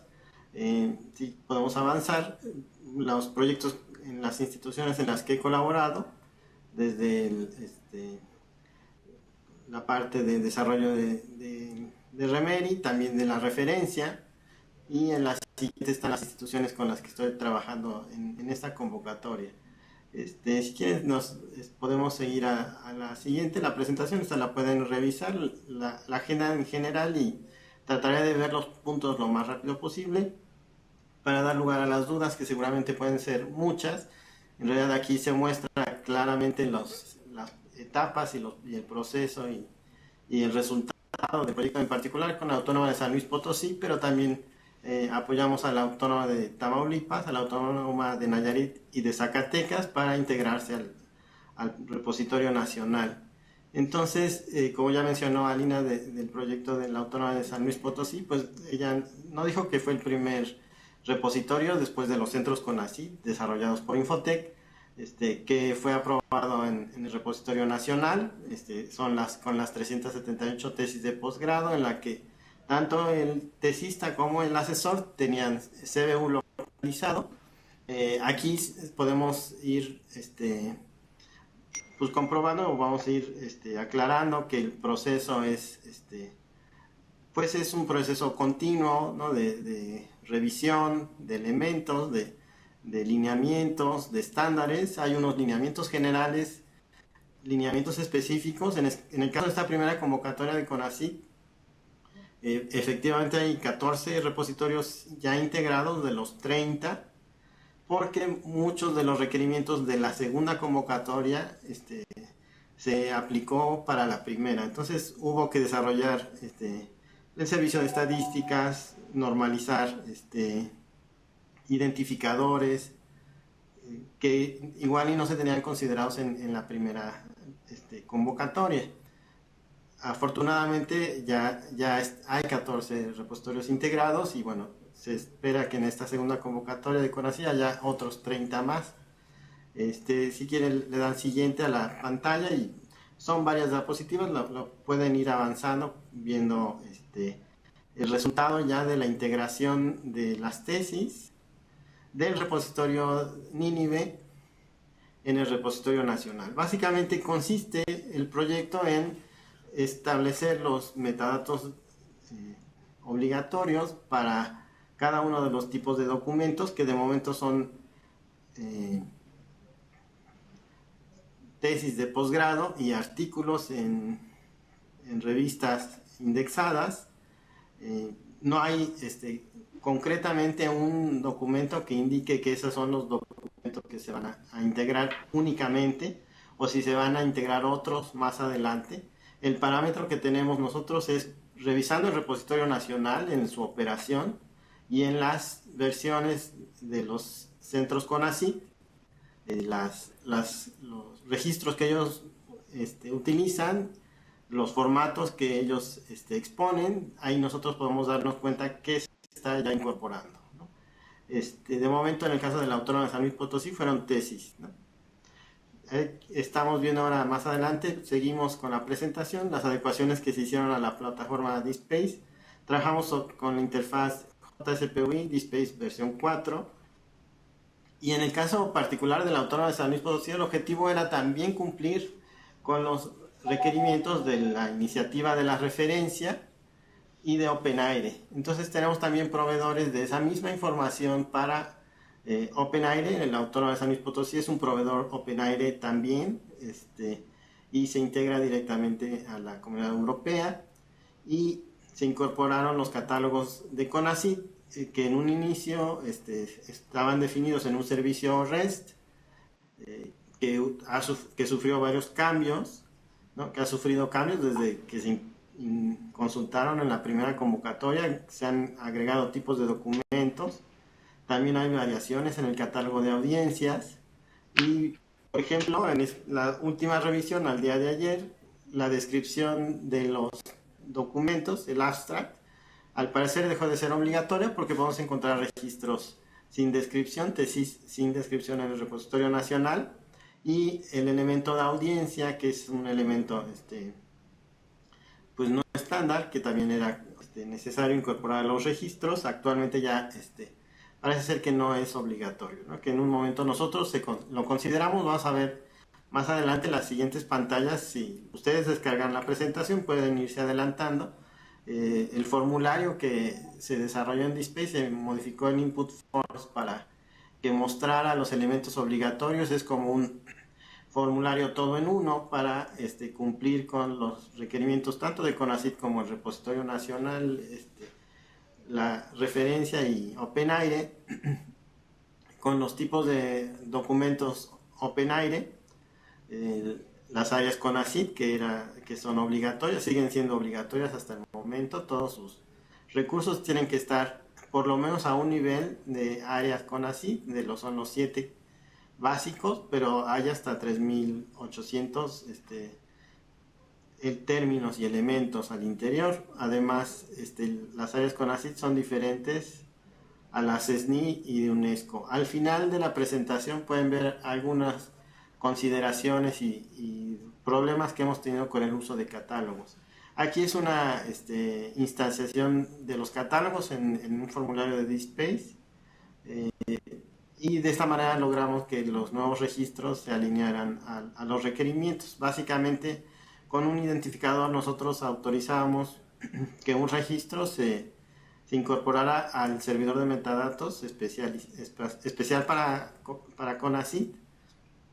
Así tenemos registros en todo el repositorio que se integran a su servidor de metadatos genérico, y hay un servidor de metadatos particular para CONACYT, donde hacemos un filtrado de las tesis y las tesis que cumplen con todos los lineamientos. Entonces, pues de las más de 1000 tesis que podemos encontrar en el repositorio, en el servidor de metadatos se encuentran solo las 378. Si continuamos en la presentación, como era la primera convocatoria, pues había muchas dudas si DSpace se podría hacer todo en DSpace, si DSpace era suficiente para gestionar la colección y poder interactuar con el repositorio nacional. Pues bueno, sí fue posible realizarlo, y la mayoría de los proyectos trabajan sobre DSpace, ¿no? La mayoría de los repositorios, tanto los del centro CONACYT, es un DSpace modificado, un DSpace 5.8. En este caso de Nínive es un DSpace 4, donde podemos ver ya en sus registros las áreas CONACYT, y los autores. Lo que se eligió es agregar el CBU para el autor inmediatamente después del nombre. Entonces esta fue una estrategia que se tomó también en otras instituciones. Es como el ORCID ahora, que podemos encontrar el nombre del autor seguido de su ORCID. En este caso fue el nombre del autor seguido de su CBU. La diferencia que tuvimos con CONACYT es que no era suficiente con intercambiar el número de autor, el CBU, sino también había que mostrar el nombre del autor como estaba en el catálogo CONACYT. Entonces, este nombre que vemos en el repositorio, que está por apellido, nombres, se debe transformar a nombre seguido de apellidos y en mayúsculas, como lo tiene CONACYT en su catálogo. Aquí podemos ver los elementos de un registro válido, y el elemento relation es parte de, se utilizan los metadatos ya definidos en DSpace por default. Es decir, esta adecuación no alteró ni la interfaz, ni el modelo de datos, ni los servicios de metadatos de DSpace. Este enfoque se trabajó sobre un enfoque de adecuación sobre los archivos de configuración, y bueno, fue suficiente para integrar los registros al repositorio nacional. Aquí podemos ver, como les decía, de forma obligatoria, pues que sea el área CONACYT, el autor, la fecha, el tipo de documento y la licencia de acceso abierto. Seguimos en la presentación, podemos ver, de hecho pueden consultar el repositorio y pueden ver también en vivo el repositorio y ver las salidas, ¿no? ¿Qué hicimos con los catálogos CONACYT? Son para cada uno de los elementos. CONACYT ofrece un servicio REST que es público, ahí está la dirección. donde cualquiera puede consultar los elementos válidos para cada uno de los tipos de, bueno, cada uno de los de metadatos. Si seguimos la siguiente pantalla, vamos a ver todos los que están disponibles. Podemos elegir hacer una consulta dinámica de estos catálogos. Con DSpace es posible crear enlaces a los servicios REST de CONACYT. El único detalle es que hay que mantener el servidor en línea todo el tiempo con el repositorio nacional para poder agregar los registros. Aquí podemos, cada vez que seleccionamos con el signo de más, obtener todos los elementos. Nos va a abrir una nueva ventana, en este caso el área de conocimiento. Nos muestra el catálogo en el formato JSON, cuestiones ya técnicas de su implementación. Al parecer es una implementación hecha a la medida. Podemos encontrar algunos inconvenientes con su formato, el uso no adecuado de acentos, el uso de arreglos para las respuestas. Como les digo, estas observaciones están al final de esta misma presentación. Y bueno, tratar de entender que algunos de estos servicios, pues hay que hacer algunas adecuaciones para utilizarlos de forma transparente, ¿no? Este es uno de los catálogos, el más corto, pero podemos encontrar para las áreas de conocimiento, para los tipos de documentos. Se supone que estos catálogos son los oficiales. Si nos regresamos 2 pantallas, disculpa, si no, para que vean en general, todos aquí podemos encontrar los valores válidos, ¿no? Los centros CONACYT consultan estos catálogos directamente. Sin embargo, pues en cualquier momento pueden cambiar, ¿no? Han agregado nuevos elementos, y estos catálogos no están publicados, ¿no? La única forma de consultarlos es en el formato que vemos en la siguiente pantalla, que es un texto JSON no estándar. Ya había yo solicitado a CONACYT una versión PDF, ¿no? Una versión que podemos acordar todos que está, que esos son los elementos válidos y reales en un momento dado. Aquí podemos ver la consulta al servicio de autores, ¿sí? Esto es importante cuando hablamos de las consultas masivas, en el caso de los tesistas de la Autónoma de San Luis Potosí, de los autores que pues ya habían entregado su tesis y que había que localizarlos por CBU. Se puede hacer ese tipo de búsquedas y el servicio responde con el correo y los datos, del CURP, ¿sí? Este CURP que ven aquí no es el CURP real, el ID de CONACYT, el ID de CBU, y los nombres en mayúscula y posiblemente sin acento, ¿no? Depende cómo sea registrado, ¿no? La fuente de información que toma CONACYT es RENAPO, es como de donde se toman las actas de nacimiento. Si se fijan, puede haber variaciones en acentos, en mayúsculas, y también en la codificación de caracteres. Pero en el caso de los nombres, hay que buscar por nombre completo, ¿sí? Si buscamos por variaciones de nombre o nombres y siglas, no vamos a obtener respuesta, ¿no? Este ya es un ejemplo. Para tener acceso a este repositorio tienen que tener aprobada la convocatoria y aprobada la solicitud. Bueno, lo que hicimos ya una vez se establecieron los elementos y se capturaron en algunos casos, se normalizaron de forma masiva en otros. Lo que se procede a generar un perfil del servidor de metadatos exclusivo para CONACYT, que eso fue lo que se determinó. En el caso de la Autónoma de San Luis Potosí, si se van a la siguiente pantalla, van a ver la instancia de CONACYT, pero así al mismo tiempo también se desarrolló la instancia para la referencia y la instancia para OpenAIRE. Me refería a esta aclaración. Bueno, aquí está un poco lo que les explicaba yo de la búsqueda de nombres.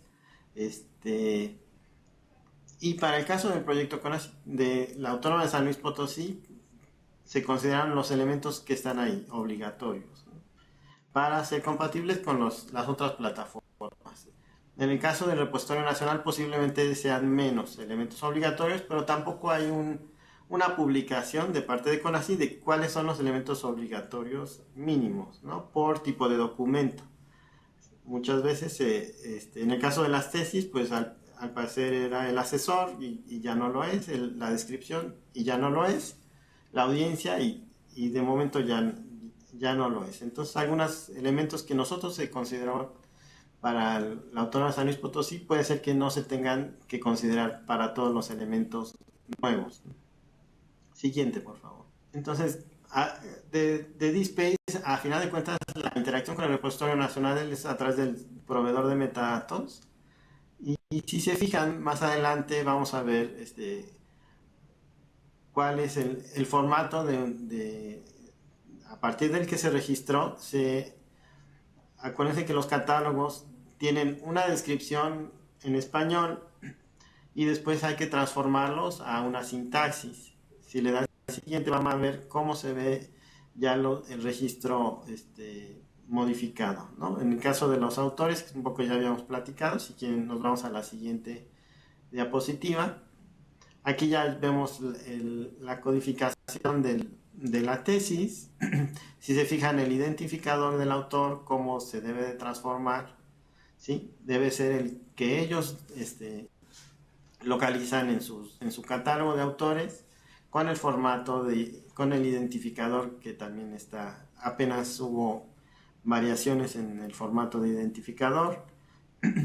El área de conocimiento, el área de CONACYT, se transforma al término que ven ahí en subject de área, pasa a subject, tiene que ir en el formato info, repo, classification, diagonal CTI se refiere a CONACYT, de ciencia y tecnología e innovación, diagonal 5, ¿no? Entonces aquí hay un área con una descripción y luego hay un formato de intercambio, ¿no? Digamos que se codifica para interactuar con el repositorio nacional. Aquí pueden ver la descripción, el área de conocimiento, la fecha, el tipo de documento debe ser también de acuerdo a la sintaxis, iba a decir OpenAIRE, pero ya no es OpenAIRE, sino la sintaxis que determina los catálogos del repositorio nacional. Podemos ver aquí el elemento audiencia, que es un elemento no estándar, pero que también lo establece OpenAIRE, y hay que modificar el servidor de metadatos para que lo genere de la versión en español a la versión en inglés y que crea el elemento DC Audience, que no es normalizado, no es estándar, pero hay que integrarlo para compartir la información. El elemento relation, aquí lo usamos nosotros como un mecanismo de control y todos tus elementos deben de tener la licencia Open Access, por lo menos. La siguiente. Bueno, tenemos el editor, la descripción, una licencia Creative Commons y los últimos dos elementos, tanto el tipo versión publicada, que es el Published Version, como el formato Application PDF, los vamos a encontrar por requerimiento de la PDF. Tal vez el elemento más complicado para los proyectos de la primera convocatoria fue elaborar el servicio de estadísticas, ¿no? Había muy poca información, aunque había sido mencionado en la primera etapa de capacitación, no había ninguna documentación ni ninguna instancia funcionando de estadísticas. Aún en la primera convocatoria y aún en los centros CONACYT, ¿sí? Nos dimos a la tarea de analizarlo y de modelar un servicio de estadísticas sobre la plataforma de DSpace y su indexador Solar y un desarrollo JSP a la medida, ¿sí? Entonces, si vamos a la siguiente pantalla, vamos a ver a qué se refiere el servicio de estadísticas para CONACYT. Se volvió, como bien dice ahí, obligatorio. O sea, además del servicio de estadísticas el servicio OAI-PMH, es obligatorio tener servicios de estadísticas en cada repositorio y me imagino que esta es la principal razón por la que no se han terminado de incorporar los demás proyectos de la primera convocatoria. Entonces, hay que implementar las consultas en formato JSON de descargas, un ranking de artículos y un ranking de autores. Sí, nuevamente hay una pequeña descripción, ya pueden encontrar en el repositorio nacional la descripción de estos servicios REST. En la documentación, la parte de descripción de servicios REST, versión 2.0, pero bueno, fuimos testigos de una versión .7, versión 1.0, versión 1.2, varias versiones de estas estadísticas. Y fue complicado darle seguimiento y que fueran congruentes con la documentación. Todo se enviaba por correo. Actualmente ya hay una definición en línea que gracias a que la solicitamos y se supone que es la que se debe de resolver e implementar. Tenemos además un padrón de depositarios que es necesario implementar con usuario y contraseña. Esto en Tomcat se puede implementar relativamente fácil, que es la parte de consultas padrón, que va a mostrar los administradores del repositorio con teléfono y correo electrónico para tener forma de contactarlos en caso de que haya duda de algún registro en el repositorio. Pueden ser, si los profesores son depositarios, pues también tendrán que incluirse los administradores de colección y comunidades y pues los profesores que hayan subido información. Tendrán que aparecer en este padrón. Tampoco queda claro bien hasta a qué nivel, ¿no?, de agregación se deben de incluir a los responsables. En este caso tenemos nosotros una versión con el administrador únicamente, pero puede consultar a la base se podría consultar a la base de datos de autores de DSpace, ¿no? Bueno, de autores, de administradores, ¿no? Siguiente va a mostrar las respuestas, las solicitudes y las respuestas. En el caso particular de la Autónoma de San Luis Potosí, si nos vamos a la siguiente, esta es la parte de descargas. Por cada registro OAI muestra su identificador y su número de descargas y visitas. Nos vamos a la siguiente. Para el caso de los autores es tal vez la estadística un poco más compleja, porque debe demostrar los autores enviados a CONACYT y el acumulado de vistas de sus documentos en el repositorio. Entonces es un servicio que inclusive Infotec ha tenido problemas para implementarlo correctamente. Les puse los enlaces a la versión del repositorio Infotec que marca errores en su implementación, porque es una rutina que tiene que buscar por cada autor enviado a CONACYT todos sus recursos y es un acumulado de sus visitas. Siguiente, por favor. Bueno, en caso de padrón, igual no es el dato real, pero debe demostrar quiénes son los depositarios, los que han aportado recursos al repositorio. ¿Sí? Bueno, más o menos me di prisa. Lo que quiero yo, tal vez la presentación la pueden revisar con calma. Mis datos están aquí en la misma presentación. El tiempo también es limitado. Entonces nada más la idea era mostrarles lo que se ha estado resolviendo para integrarse al repositorio, y otros ejemplos, no solo la Autónoma de San Luis Potosí, sino el resto en los que he estado yo participando. En el caso de Nínive, pues los perfiles de los otros proveedores, la integración con OpenAIRE oficialmente como un proveedor también ya está dada de alta, es otro proceso, así como la evaluación que se hace en el repositorio nacional.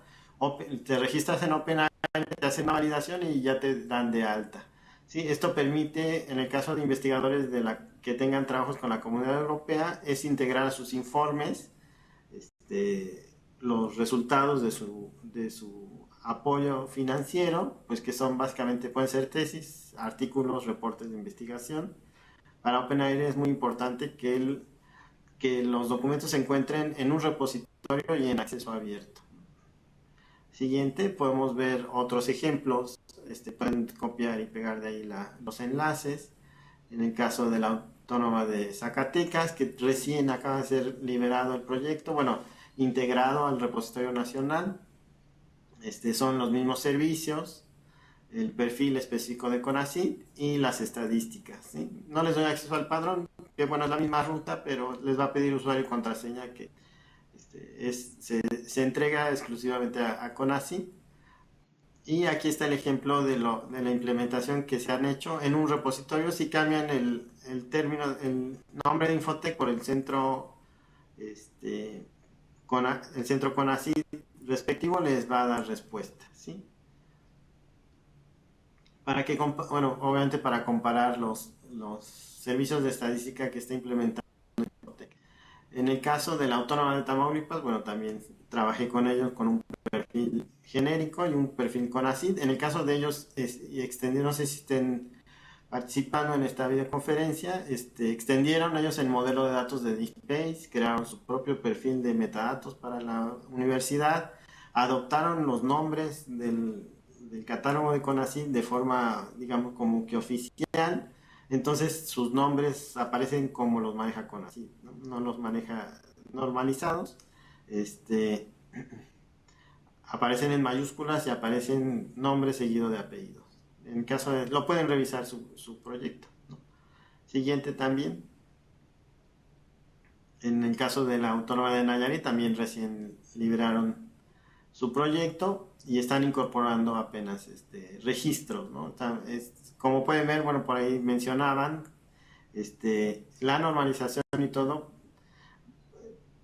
Puede ser una forma de limitar, ¿no?, la exposición de los resultados de las investigaciones y de los proyectos.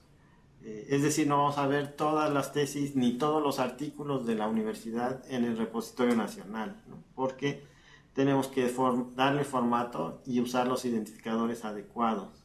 En el caso de querer compartir el resto de sus trabajos y proyectos, pues bueno, pueden participar en Remedy, donde tenemos un formulario de registro por cada repositorio para integrar el resto de sus trabajos, ¿no? Esto, en este caso, lo hemos hecho, ¿no? La Autónoma de Zacatecas, la Autónoma de Nayarit, la Autónoma de Tamaulipas ya forman parte de Remedy. Algunas aclaraciones o situaciones, ¿no?, que son evidentes. Lástima que CONACYT no pudo estar presente en este momento, pero también se le ha hecho llegar la solicitud de estos aspectos, ¿no?, y de estos puntos. Se ha hablado directamente con ellos en la primera, en la segunda convocatoria, en la segunda etapa de capacitación. Pues bueno, que los catálogos no están publicados en formato estático, no hay, le estamos solicitando que tengan fecha y un responsable de esos elementos. Entendemos que hay variantes y que hay cambios, pero nosotros tenemos una instancia con un catálogo y de repente aparece en el servicio REST otro cambio y no se notifica. Pueden darse cuenta los que son técnicos, en el caso de JSON, las numeraciones de los catálogos van a encontrar huecos, ahí son los cambios, ¿no? Digo, ahí hay forma de ver que el catálogo no era el mismo antes. En el caso de las áreas CONACYT es una implementación particular de Infotec y que no es compatible con el SNI ni con UNESCO, que también es necesario que se publique de alguna forma para garantizar que el que estoy utilizando en mi repositorio es el mismo que están ellos mostrando en sus servicios de consulta, y que alguien lo pueda y puedas capacitarlo, ¿no? Necesitamos por lo menos una versión PDF de todos los elementos y su código. Como les decía, son más de 3000 por áreas, ¿no?, de conocimiento. El catálogo de audiencia tiene elementos nuevos que no son compatibles con el resto de los estándares, así como el tipo de documento, en el cual pues bien pudieron haber adoptado el enfoque de COAR, una publicación del año pasado de tipos estándares a nivel mundial para tipos de documentos, pero al parecer tenemos nuevos tipos de documentos exclusivamente para México, para el repositorio nacional, que están con una versión, descripción en español, descripción en inglés y formato de sintaxis para el servidor de metadatos. Y en el caso del ODER, que era muy usado para tipos de documentos, no tesis, no artículos, desaparece, ¿no? Desapareció. Ahora tenemos que tener elementos. Si usamos los catálogos CONACYT, tienen que ser los elementos elementos que ellos mencionan, ¿no? Los que están ahí. Bueno, de momento, si quieren, me detengo aquí, pueden poner las siguientes pantallas, los pueden revisar con calma. Son algunas observaciones y bueno, básicamente habrá que considerar, ¿no?, que estamos trabajando sobre un ambiente dinámico que está cambiando y que hay poco apoyo técnico, soporte técnico y comunicación técnica, entonces hay que irlo resolviendo, ¿no? Hay aspectos que se pueden hacer técnicos, pero falta la validación y la incorporación de registros, pues básicamente es a prueba y error, ¿sí? Y posiblemente terminemos incorporando una cantidad limitada de recursos, ¿no?, al repositorio nacional, y eso mismo debería de estar considerado tanto en la convocatoria como en los informes mensuales, bueno, bimestrales. Ahora están pidiendo 3 informes bimestrales en el caso de la segunda convocatoria. No sé, ya no he visto la parte de las preguntas y respuestas. Si quieren, les dejo el micrófono. Antonio, tenemos una pregunta de José Apolinar Ramírez. Al inicio de tu presentación, él preguntaba que qué herramientas de software para la catalogación se usaron en su caso.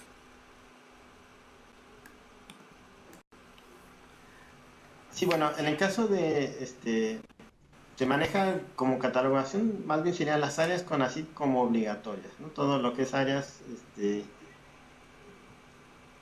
lo que viene en las partes del catálogo CONACYT, las áreas de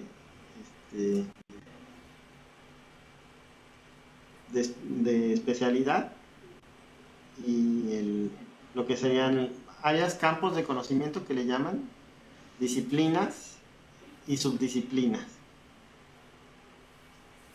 Para el caso del repositorio nacional es obligatorio por lo menos el primer nivel, que es el área de conocimiento, y otros repositorios y otros proyectos incorporan otros catálogos, ¿no? Se puede incorporar el LEM, o se puede incorporar las áreas de la Biblioteca del Congreso o el DUI, pero debe de estar codificado de acuerdo a la sintaxis de OpenAIRE. Y en el caso obligatorio solo son las áreas de conocimiento a un primer nivel. Les pueden ver en otros repositorios cómo codifican sus áreas, sus temas y sus materias. Pedro Mendoza, de la Universidad Autónoma de Chihuahua, pregunta que si existe algún manual para el consumo de los catálogos CONACYT en DSpace, y te envía saludos desde la Universidad Autónoma de Chapingo. Sí, manual, pues DSpace ya ofrece la documentación de cómo integrar servicios REST a sus catálogos. Entonces, pues como tal no hay. Justamente por ahí les mencionaba en mi presentación que estábamos promoviendo justamente en CUDI, en la comunidad, pues un desarrollo de DSpace con estas adecuaciones. Le denominamos espacio abierto, pero pues bueno, apenas yo me estoy incorporando al proyecto con la Universidad de las Américas y bueno, estoy retomando esta iniciativa para compartir pues soluciones y fórmulas comunes, en particular sobre DSpace. Ricardo Pérez Hernández, de la Universidad Autónoma de Aguascalientes, pregunta si hay alguna razón por la cual se inclinaron en usar la interfaz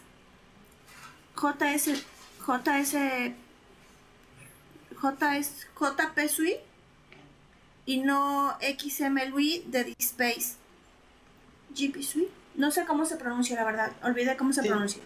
Sí, no te preocupes, son las dos versiones de interfaz, JCP-UI y XML-UI, que son las dos sabores que ofrece DSpace. No había ninguna razón por una o por otra. En el caso de Ninive, pues ya había un desarrollo previo y es el que se está utilizando y se adaptó ese. Con el Input Forms, la ventaja que tenemos es que se ve igual en las dos versiones.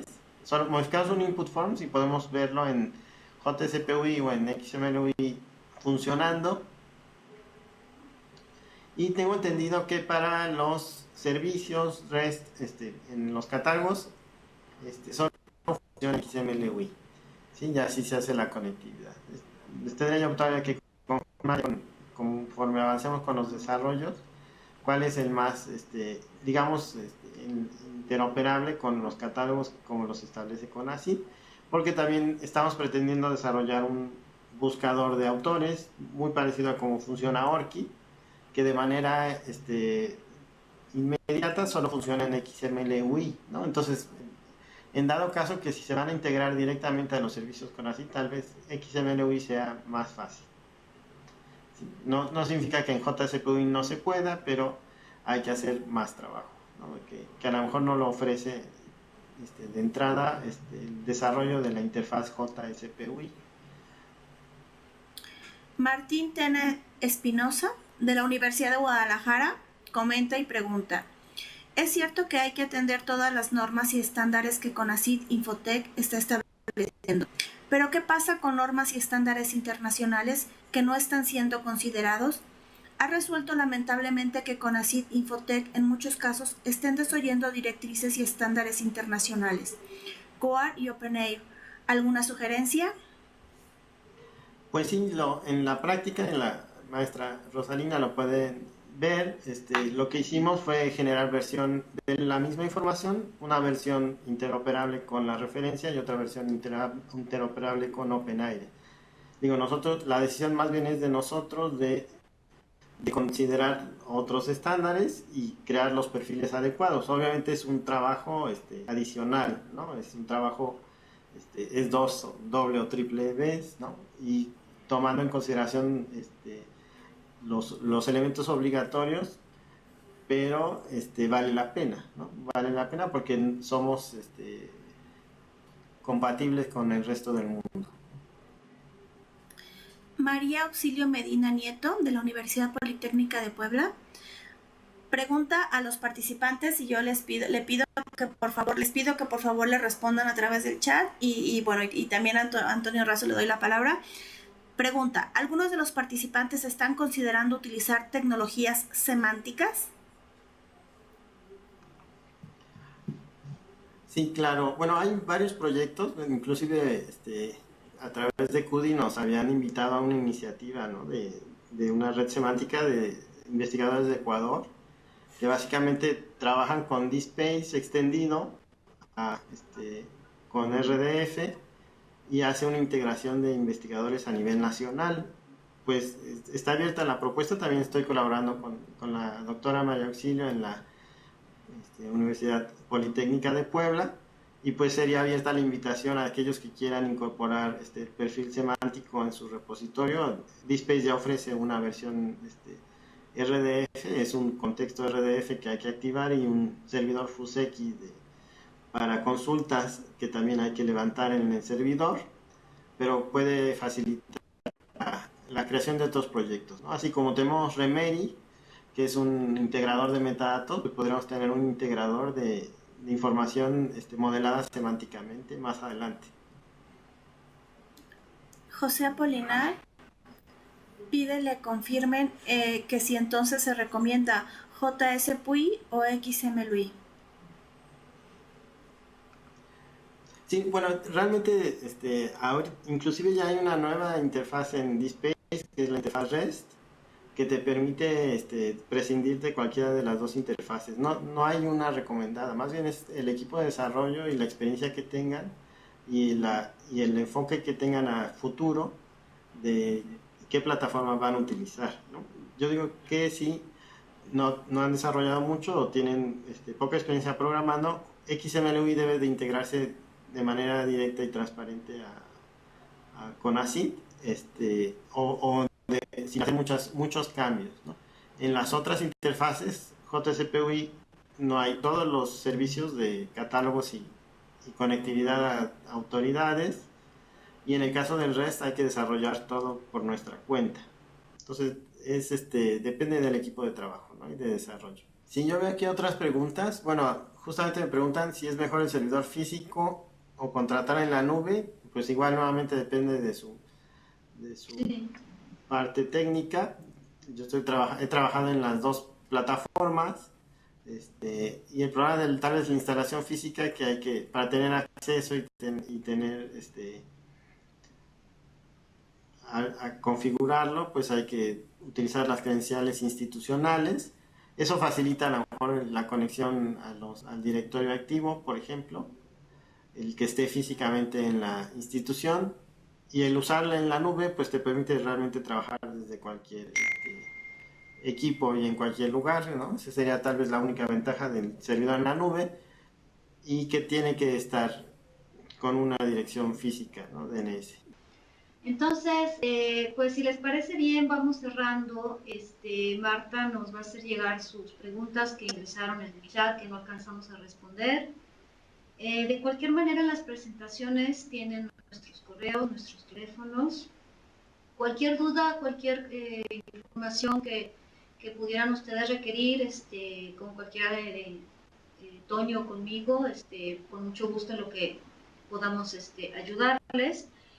Un último favor que le pedí a Marta es que en la sección del evento de hoy, ya ven que ahí ya subimos algunos documentos.